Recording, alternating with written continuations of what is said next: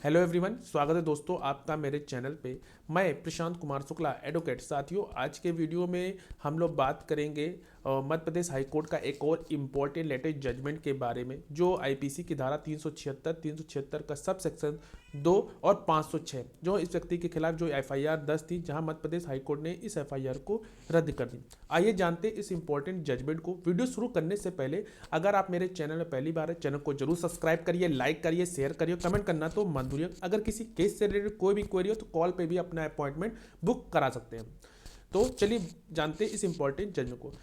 इस जजमेंट का जो इंपॉर्टेंट तथ्य थे, पहले उसको जानते हैं। जो शिकायतकर्ता ने आरोपी व्यक्ति के खिलाफ ये आरोप लगाया कि याचिकाकर्ता ने उसका शादी का झूठा वादा करके उसके साथ बलात्कार किया, जिसके बाद उसकी जो एफआईआर है 376 का सब सेक्शन 2 और आईपीसी की धारा 506 के तहत एफआईआर दर्ज की। फिर जो याचिकाकर्ता ने हाईकोर्ट का रुख किया और ये प्रार्थना की कि उस पर जो आरोप लगाए गए हैं आईपीसी की धारा 376 की और 376 का 2 और 506, उसको रद्द कर दिया जाए।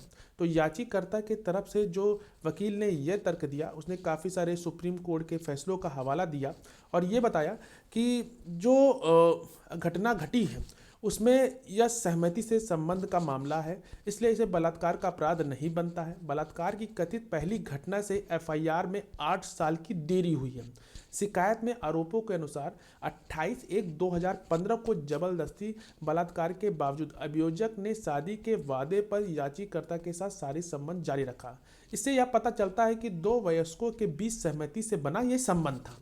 उसके बाद जो प्रतिवादी थे उन्होंने, यानी कि स्टेट की तरफ से क्या तर्क दिए, स्टेट की तरफ से ये तर्क दिया गया कि याचिकाकर्ता द्वारा अपराध किए जाने से संतुष्ट होने पर ट्रायल कोर्ट ने उसके खिलाफ आरोप तय करने के बाद कार्रवाई की, इसलिए एफआईआर को रद्द करने का कोई भी मामला नहीं बनता है, इसलिए इसको खारिज किए जाने योग्य है। तो ये अपोजिट पार्टी यानी स्टेट की तरफ से ये तर्क दिया गया।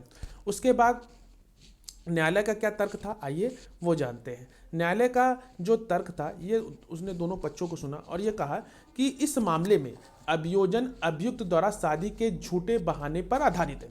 एफआईआर में निहित आरोपों के अनुसार जो आरोपी ने 20/1/2015 को पीड़िता के साथ जबरदस्ती शारीरिक संबंध बनाए और जब उसने आरोपी से पूछा कि उसने ऐसा क्यों नहीं किया, तो आरोपी ने उसे बताया कि वह उसे पसंद करता है और उससे शादी करेगा।